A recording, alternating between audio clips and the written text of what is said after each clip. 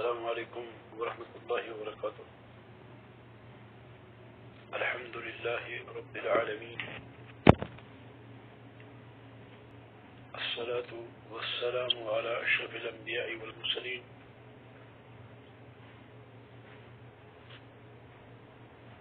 سيدنا ونبينا محمد وعلى آله الطيبين الطاهرين، أما بعد.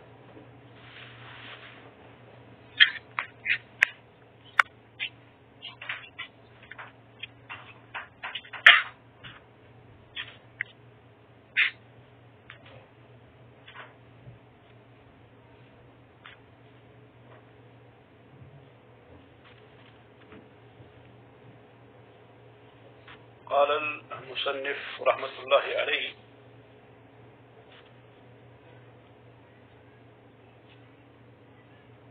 والدليل قوله تعالى: وأن المساجد لله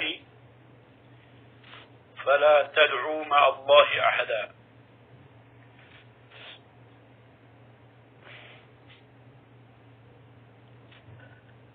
فمن صرف منها شيئا لغير الله فهو مشرك كافر.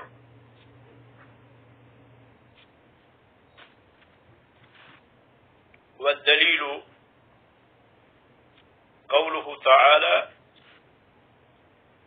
ومن يدعو مع الله إلها آخر لا برهان له به فإنما حسابه عند ربه إنه لا يفلح الكافرون.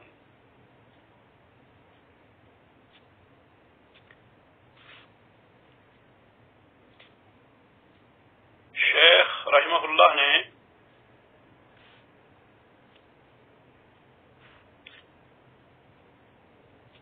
عبادت کی تعریف کی. عبادت کی اقسام کو بیان فرمایا مجملاً،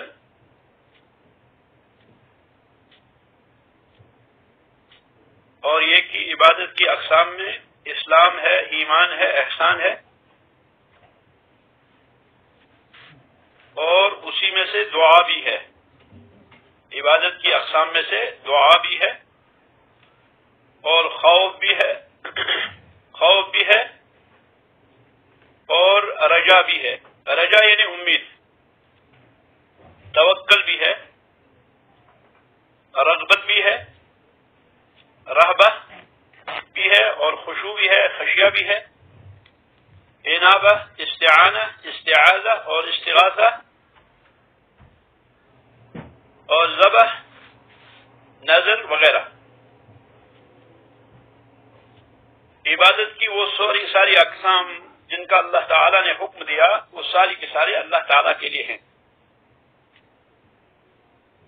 ان اقسام کو یہاں انہوں نے مجملاً بیان فرمایا، پھر ان کی تھوڑی تفصیل بیان کریں گے انشاءاللہ آگے. تو ان انواع میں سے انہوں نے جو بات کہی کہ عبادت کی یہ اقسام جو مذکور ہوئی، یا اس کے علاوہ جو بھی عبادت کی قسمیں ہو سکتی ہیں،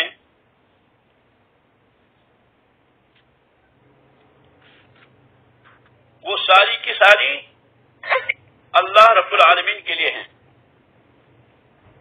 یعنی یہ ساری عبادت کی اقسام اللہ رب العالمین کے لیے ہے، اور عبادات کی ان اقسام میں سے کسی بھی قسم کو اللہ کے علاوہ کسی اور کے لیے انجام دینا یہ شرک ہے اور کفر ہے. جو شخص عبادت کی ان اقسام کو یا اس کے علاوہ عبادت کی کوئی اور قسم اللہ کے علاوہ کسی اور کی طرف پھیرتا ہے، کسی اور کے لیے کرتا ہے، تو وہ شخص شرک کا ارتکاب کرتا ہے، وہ شخص کفر کا ارتکاب کرتا ہے. اس کی دلیل شیخ رحمہ اللہ نے بیان فرمائی: والدلیل قوله تعالی دلیل اللہ تعالیٰ کا یہ فرمان ہے وَمَن يَدْعُ مَعَ اللَّهِ إِلَٰهًا آخَرَ وَمَن يَدْعُ مَعَ اللَّهِ إِلَٰهًا آخَرَ لَا بُرْهَانَ لَهُ بِهِ فَإِنَّمَا حِسَابُهُ عِندَ رَبِّهِ إِنَّهُ لَا يُفْلِحُ الْكَافِرُونَ۔ اللہ تعالیٰ فرماتے ہیں وَمَن يَدْعُ، اور جو شخص پکارے، مع اللہ، اللہ کے ساتھ، اللہ کو بھی پکارے اور اللہ کے ساتھ کسی اور کو بھی پکارے،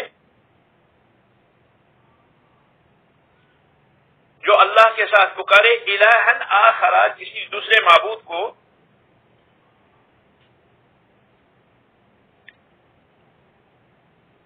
ایسے معبود کو لا برہان لہ بہ، جس پر اس کے لیے کوئی دلیل نہیں ہے، یعنی اس کے معبود ہونے پر کوئی دلیل نہیں ہے، تو بے شک کہ اس کا حساب اس کے رب کے پاس ہے۔ انہ لا یفلح الکافرون، بے شک اللہ تعالی کافروں کو کامیاب نہیں کرے گا۔ سورۃ مومنون آیت نمبر 117۔ یہ جو سورۃ مومنون کی آیت ہے،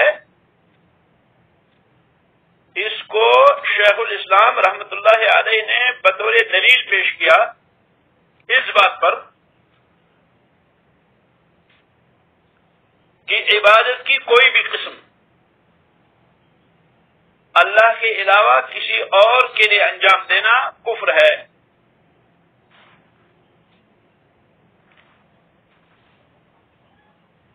عبادت کی کوئی بھی قسم اللہ کے علاوہ کسی اور کے لیے انجام دینا یہ شرک ہے۔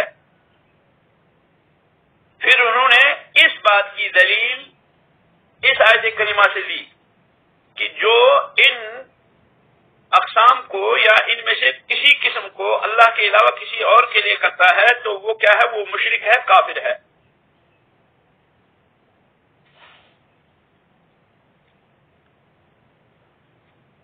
یعنی عبادت کی یہ جو اقسام ذکر ہوئی یا اس کے علاوہ جو عبادت کی اقسام ہے وہ ساری کی ساری صرف اللہ وحدہ لا شریک کے لیے ہے، اور ان کا غیر اللہ کے لیے انجام دینا جائز نہیں ہے۔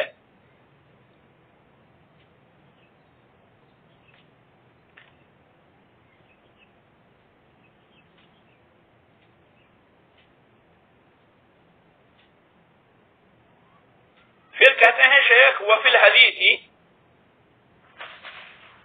الدعاء مخ العبادہ، حدیث کے اندر ہے کہ دعا جو ہے یہ عبادت کی مغز ہے، دعا عبادت کی مغز ہے۔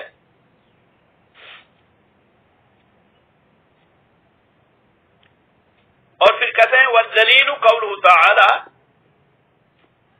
اس بات کی دلیل کہ دعا جو ہے یہ عبادت کی مغز ہے،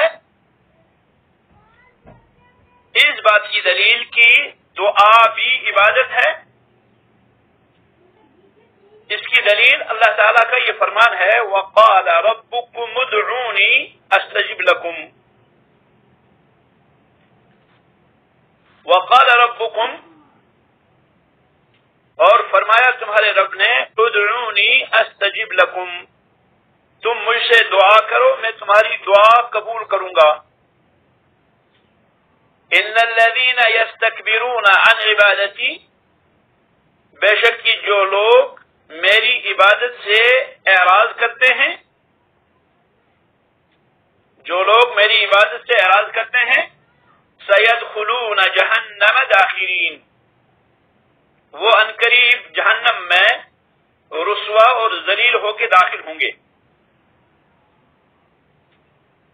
یہ جو دوسری آیت ہے وَقَالَ رَبُّكُمُ ادْعُونِي أَسْتَجِبْ لَكُمْ إِنَّ الَّذِينَ يَسْتَكْبِرُونَ عَنْ عِبَادَتِي سَيَدْخُلُونَ جَهَنَّمَ دَاخِرِينَ، اس آیت مبارکہ کو شیخ رحمہ اللہ نے دعا کے طور پہ لایا کہ دعا جو ہے یہ کیا ہے؟ دعا صرف اللہ کے لیے کرنا چاہیے، دعا صرف اللہ سے مانگو، اللہ کے علاوہ کسی اور کے لیے دعا، کسی اور سے دعا کرنا یہ کیا ہے؟ یہ شرک ہے۔ اور دلیل انہوں نے یہ آیت کریمہ دی سورۃ غافر کی آیت نمبر 60۔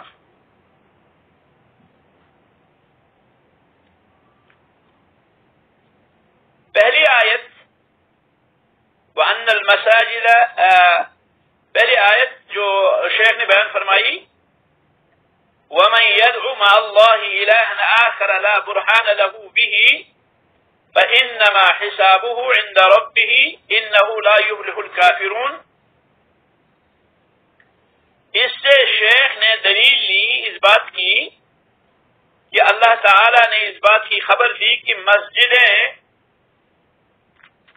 اللہ کے لیے ہیں، مسجدیں اللہ کے لیے ہیں۔ جب اللہ کے لیے مسجدیں ہیں تو اس پہ جو بات مرتب ہوتی ہے وہ یہ ہوتی ہے فَلَا تَدْعُوا مَعَ اللَّهِ أَحَدًا، بس تم اللہ کے علاوہ کسی اور کے لیے عبادت مت کرو۔ مساجد، اس کی تفسیر میں دو باتیں کہی گئی ہیں۔ وَأَنَّ الْمَسَاجِدَ لِلَّهِ،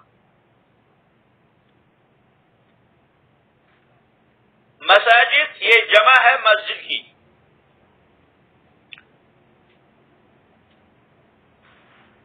اور مسجد اللہ کے لیے سجدہ کرنے کی جگہ کو کہیں گے ہم۔ اللہ عز و جل کے لیے سجدہ کرنے کی جگہ جہاں اللہ رب العالمین کے لیے سجدہ کیا جائے۔ اسی طرح سے سجدہ کرنے کے آلات، یعنی جن چیزوں سے ہم سجدہ کرتے ہیں، رسول اللہ صلی اللہ علیہ وسلم نے فرمایا امرت ان اسجد علی 7 اعظم، مجھ کو حکم دیا گیا ہے کہ میں 7 ہڈیوں پر سجدہ کروں۔ پھر آپ نے بیان فرمایا پیشانی، جس میں ناک بھی شامل ہے، اور دونوں ہاتھ، دونوں گھٹنے اور دونوں پاؤں۔ تو یہ مواضع سجود جو ہیں سجدہ کرنے کی جگہ اور سجدہ کرنے کے اعضاء، یہ سارے کے سارے اللہ کی ملکیت ہیں۔ وَأَنَّ الْمَسَاجِدَ لِلَّهِ، یعنی یہ سجدہ کرنے کی جگہ ہیں، یہ بھی اللہ ہی کی ملکیت ہیں، اللہ ہی کا حق ہے کہ وہاں پر اللہ کو سجدہ کیا جائے، اور یہ جو اعضاء ہیں، اعضاء سجود، یہ بھی اللہ ہی کی ملکیت ہیں، اور ان کو بھی اللہ ہی کے لیے جھکایا جائے، اور اللہ کے ساتھ کسی اور کے لیے سجدہ نہ کیا جائے۔ یہ جو دوسری آیت فرمائی شیخ رحمہ اللہ نے،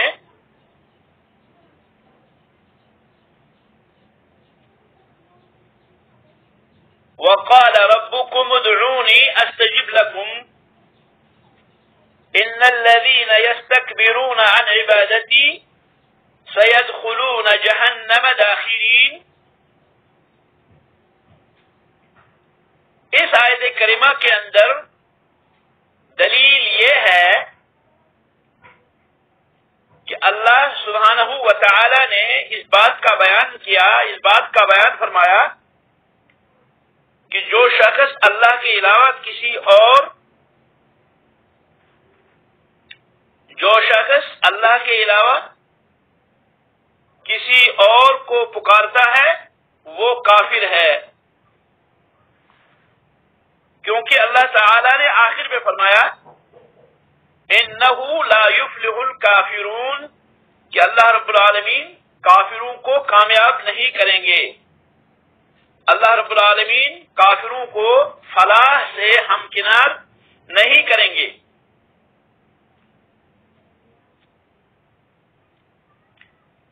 اور یہ جو اللہ تعالی نے فرمایا لا برہان لہ بہ،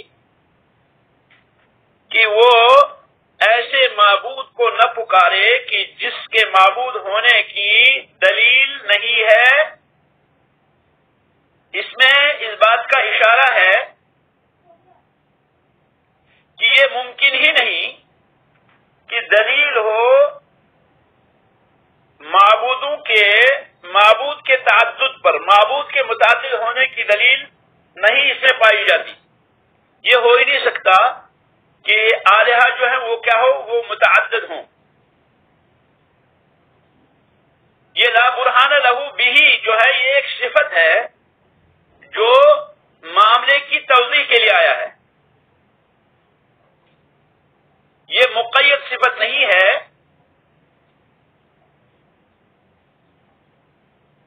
کیونکہ یہ ممکن ہی نہیں کہ کوئی یہ کہے، ممکن ہی نہیں کہ کوئی یہ کہے کہ اللہ کے ساتھ دوسرے معبود کی عبادت کرنے کی کوئی دلیل پائی جاتی ہے. تو یہ ممکن ہی نہیں. اس لیے جو ہے یہ صفت جو ہے، یہ صفت یہاں جو ہے یہ صفت کاشفہ ہے، یعنی یہ واضح کرنے والی ہے، صفت مبینہ ہے معاملے کی، یعنی اس کی کوئی دلیل ہے ہی نہیں.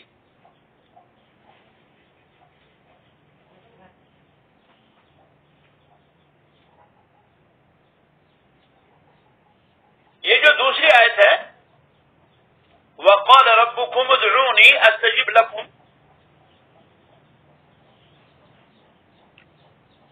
تمہارے رب نے فرمایا ادعونی، مجھ کو پکارو، مجھ سے دعا کرو، استجب لکم، میں تمہاری دعا سنوں گا، میں تمہاری دعا قبول کروں گا.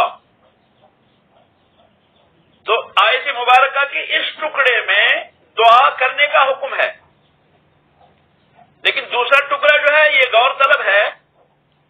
پھر کہتے ہیں اللہ تعالیٰ ان الذین یستکبرون عن عبادتی،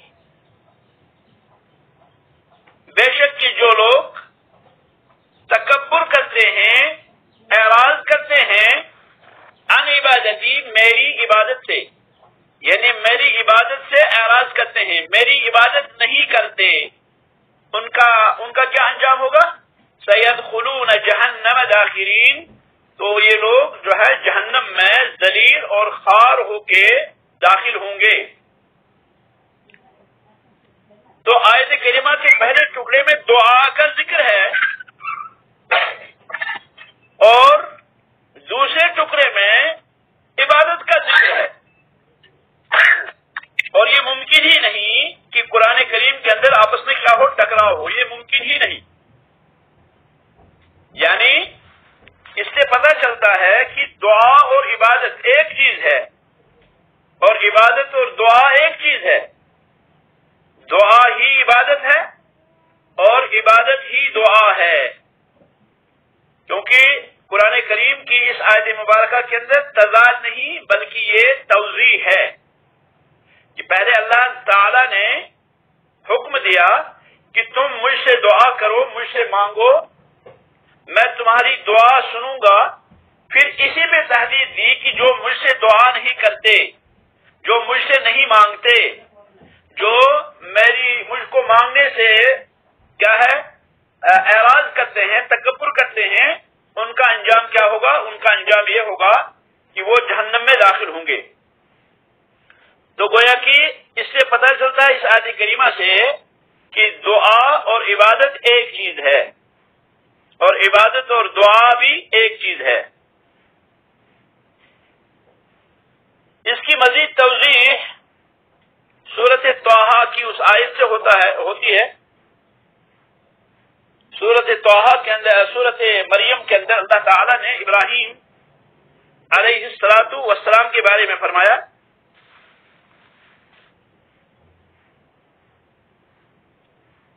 کہ انہوں نے اپنی قوم سے کہا وَأَعْتَزِلُكُمْ وَمَا تَدْعُونَ مِن دُونِ اللَّهِ وَأَدْعُو رَبِّي عَسَىٰ أَن لَّا أَكُونَ کیا، پوری دعوت دی، اور جب پھر باپ نے گھر سے چلے جانے کو کہا ابراہیم علیہ السلام سے،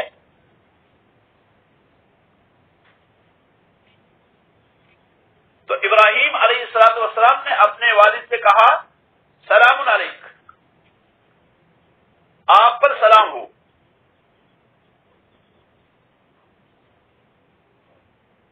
سأستغفر لک ربی، میں آپ سے استغفار کرتا رہوں گا اپنے رب سے، اور میں اپنے رب کو مانگنے سے جو ہے، اپنے رب سے دعا کرنے سے جو ہے پیچھے نہیں رہوں گا۔ پھر فرمایا وَأَعْتَزِلُكُمْ، لیکن میں تم لوگوں سے الگ رہوں گا، میں تم لوگوں سے اعتزال اختیار کروں گا۔ اعتزلکم فعل فاعل اور مفعول، میں تم لوگوں سے الگ رہوں گا۔ وما تدعون من دون اللہ، اور میں ان سے بھی الگ رہوں گا جن کو تم پکارتے ہو، جن سے تم دعا کرتے ہو اللہ کے علاوہ۔ وَأَدْعُو رَبِّي، اور میں صرف اپنے رب سے دعا کروں گا۔ عَسَىٰ أَلَّا أَكُونَ بِدُعَاءِ رَبِّي شَقِيًّا، میں اللہ رب العالمین کی دعا سے، رب العالمین کو مانگنے سے پیچھے نہیں رہوں گا۔ اللہ تعالیٰ فرماتے ہیں فَلَمَّا اعْتَزَلَهُمْ، بس جب ابراہیم علیہ السلام ان سے الگ ہو گئے، ہونا چاہیے وما يدعون، لیکن اللہ نے کیا فرمایا؟ فرمایا وما يعبدون من دون اللہ، فلما اعتزلهم وما يعبدون من دون اللہ، بس جب وہ ان سے الگ ہو گئے اور ان لوگوں سے الگ ہو گئے جن کی وہ عبادت کرتے تھے، ہونا چاہیے وما يدعون، جن کو دعا کرتے تھے، لیکن اللہ نے فرمایا وما يعبدون من دون اللہ، کیونکہ پہلی آیت میں دعا کا ذکر ہے، دوسری آیت میں عبادت کا ذکر ہے۔ فرماتے ہیں اللہ رب العالمین فلما اعتزلهم وما يدعون من دون الله، فلما اعتزلهم وما يعبدون من دون الله وهبنا له اسحاق، تو ہم نے ان کو اسحاق علیہ السلام عطا کیا اور یعقوب علیہ السلام، وَكُلًّا جَعَلْنَا نَبِيًّا، اور ان ساروں کو ہم نے نبی بنایا۔ تو اللہ تعالیٰ نے پہلی آیت میں ذکر فرمایا کہ ابراہیم علیہ السلام نے ان سے کہا کہ میں تم سے الگ رہوں گا اور میں ان سے بھی الگ رہوں گا جن سے تم پکارتے ہو، جن کو تم پکارتے ہو، اور دوسری آیت میں فرمایا اللہ رب العالمین نے کہ جب وہ ان سے الگ ہو گئے اور اس چیز سے الگ ہو گئے جن کی وہ عبادت کرتے تھے، تو ہم نے ان کو جو ہے اسحاق اور یعقوب علیہ السلام عطا کیے اور سب کو ہم نے نبی بنایا۔ تو گویا کہ جو وہاں دعا کہا اللہ رب العالمین نے، وہی تعبیر یہاں عبادت سے فرمائی۔ تو گویا کہ یہ جو آیت کریمہ کے تحت نہیں بلکہ یہ ایک بہت بڑا مسئلہ ہے، وہ یہ ہے جیسے کہ علماء کہتے ہیں کہ دعا ہی عبادت ہے اور عبادت ہی دعا ہے، دعا عبادت ہے اور عبادت دعا ہے۔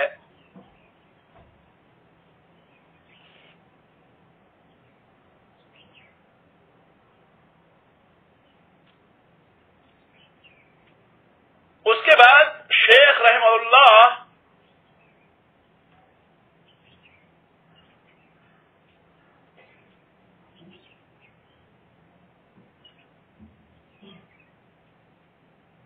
کتاب کا آغاز فرماتے ہیں۔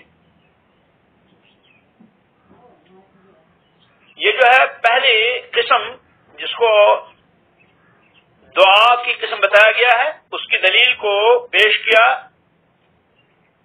شیخ رحمہ اللہ نے۔ اس کے بعد اب فردن ان بقیہ اقسام سے بات ہوگی جو اس کے بعد آنے والی ہیں۔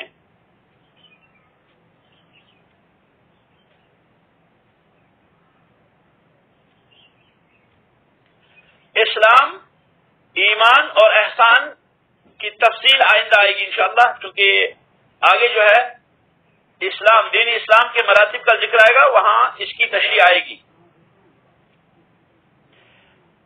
شیخ رحمہ اللہ نے اس آیت کریمہ کے علاوہ حدیث سے استدلال کیا الدعاء مخ العبادہ، دعا جو ہے یہ عبادت کی مغز ہے. اس حدیث کو امام ترمذی نے روایت کیا کتاب الدعوات میں باب فضل الدعاء، اور فرمایا کہ اس سند سے یہ حدیث غریب ہے، یہ حدیث صحیح نہیں.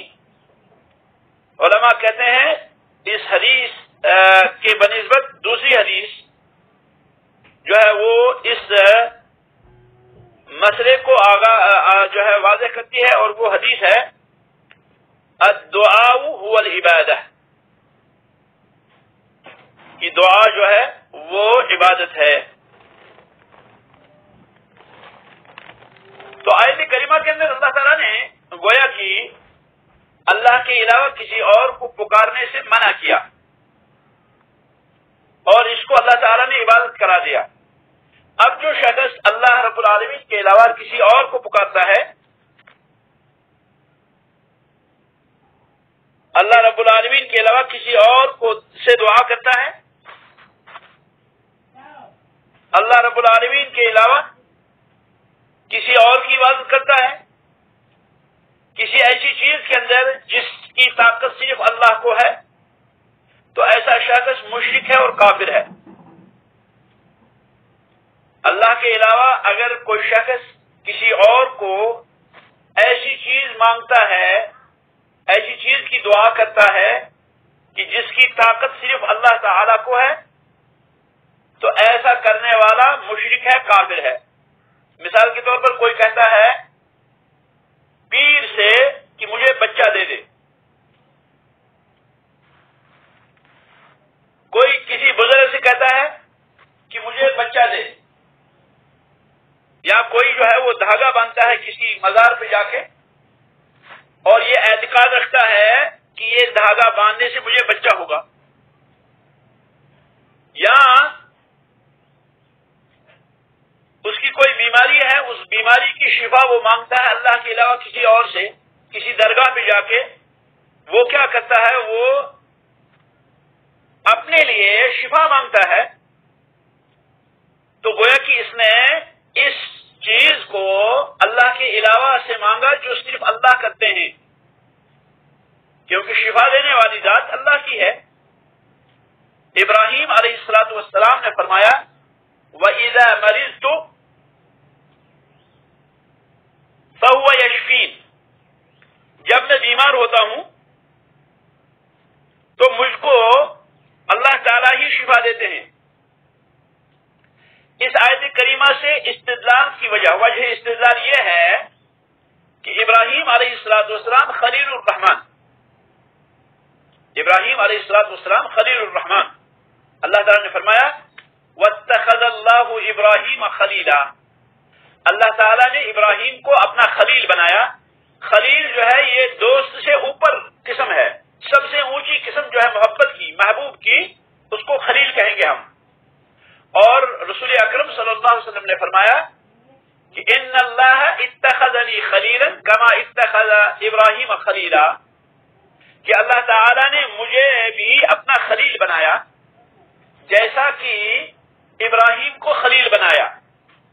اور فرمایا رسول اکرم صلی اللہ علیہ وسلم نے لو كنت متخذا احدا خلیلا لاتخذت ابا بکر خلیلا، اگر میں کسی کو دوست بناتا، کسی کو میں خلیل بناتا، دوست نہیں خلیل بناتا، تو میں ابو بکر کو خلیل بناتا. البتہ اللہ تعالیٰ نے مجھے خلیل بنایا.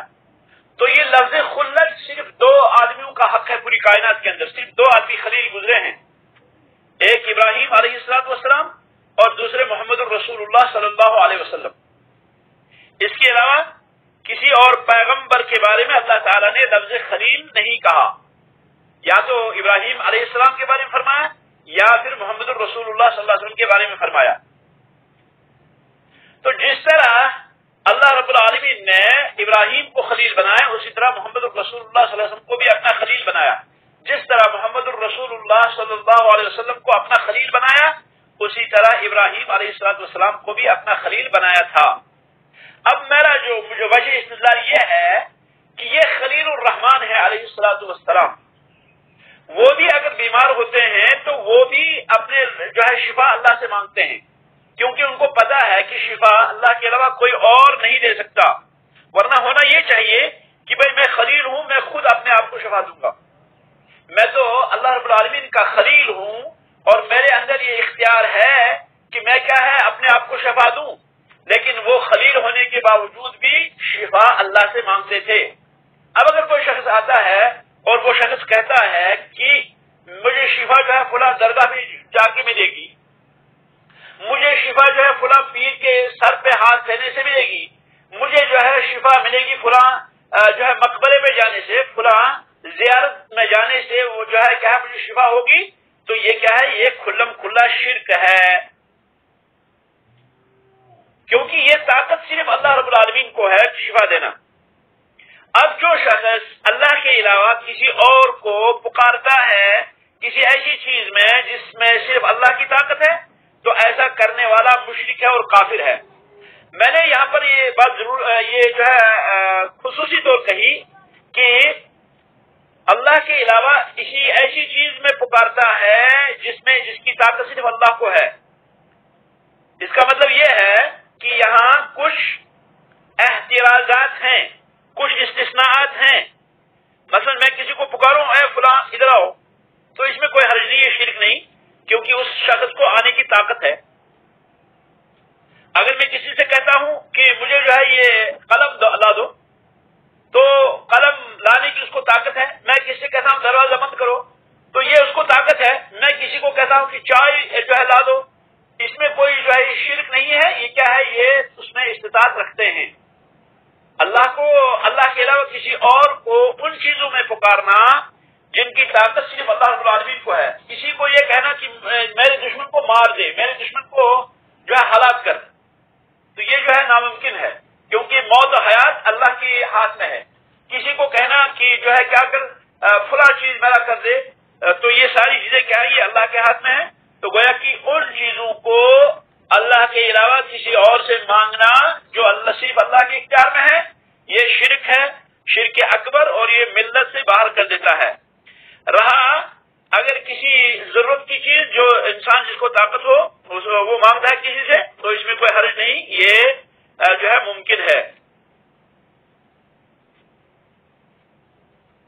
یعقوب علیہ السلام کے بارے میں اللہ تعالیٰ نے فرمایا کہ جب یعقوب علیہ السلام جو ہے اپنے بچوں سے کہنے لگے یا بنی اذهبوا فتحسسوا من یوسف، یا بنی اذهبوا فتحسسوا من یوسف واخیہ ولا تیأسوا من روح اللہ، یا بنی اذهبوا فتحسسوا من یوسف واخیہ ولا تیأسوا من روح اللہ انه لا ییأس من روح اللہ الا القوم الکافرون۔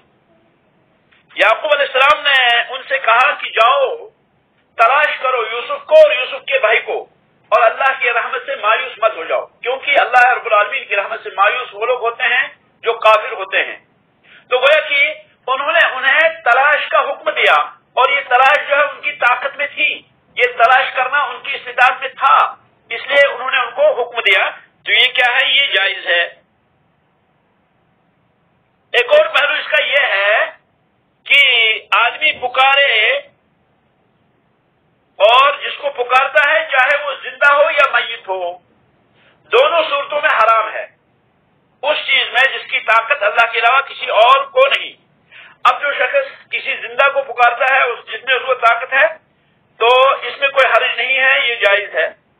اور اگر کوئی شخص کسی مردہ کو پکارتا ہے یا غائب کو پکارتا ہے، یعنی دو صورتیں اور ہے کہ مردے کو پکارتا ہے، مرا ہے قبر میں، اس قبر والے سے کہتا ہے کہ میری جو ہے کیا ہے مشکل حل کر دو، یا کوئی شخص جو ہے وہ آپ کے سامنے موجود نہیں، وہ کسی اور ملک میں رہتا ہے، آپ یہاں سے کہتے ہیں کہ میری مدد کرو، تو غائب ہو یا میت ہو، اگر ان سے کوئی پکارتا ہے، ان کو کوئی پکارتا ہے کسی چیز کے اندر، تو ایسا شخص جو ہے وہ مشرک ہے، کیونکہ میت اور غائب جو ہے ممکن ہی نہیں کہ وہ کیا ہے وہ یہ کام کر سکے۔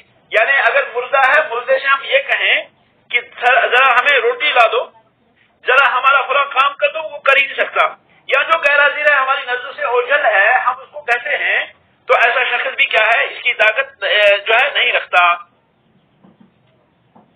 تو اب سوال یہ پیدا ہوتا ہے کہ آخر اس نے اس میت کو کیوں پکارا, اس نے اس غائب کو کیوں پکارا؟ تو یہاں ضرور کوئی ایسا مسئلہ ہے جو اس کے اعتقاد میں ہے, جو اس کے دل میں ہے. وہ اعتقاد رکھتا ہے کہ یہ جو شخص یہ میت ہے, کائنات کے اندر اس کا تصرف ہے, کائنات کے اندر اس کا تصرف ہے, کائنات کے اندر اس کا چلتا ہے, کائنات جو ہے کائنات میں اس کا تصرف ہے. تو یہ اعتقاد رکھنا کہ فلاں میت کائنات کے اندر کام کرواتا ہے, فلاں غائب کائنات کے اندر کام کرواتا ہے, تو ایسا کیا ہے, ایسا کرنے والا جو ہے وہ کیا ہے, ایسا کرنے والا شرک کا ارتکاب کرتا ہے اور یہ مشرک ہے.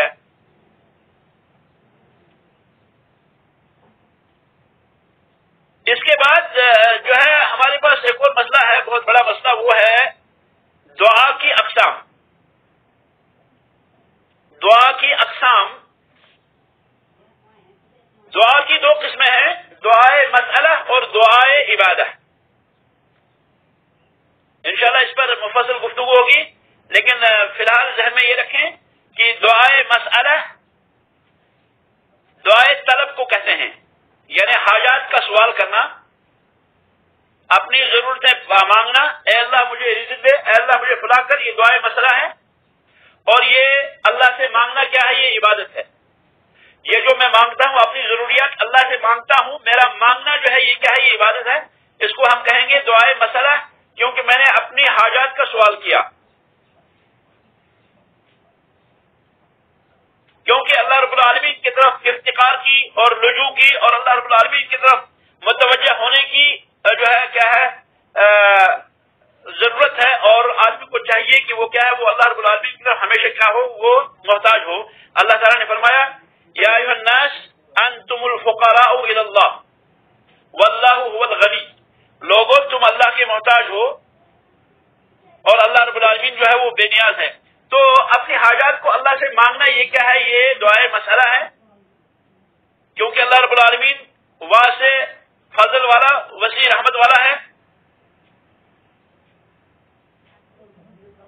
تو یہ جو ہے دعائے مسئلہ. دوسری قسم ہے دعائے عبادت, کہ آدمی جو ہے وہ کیا کرتا ہے, وہ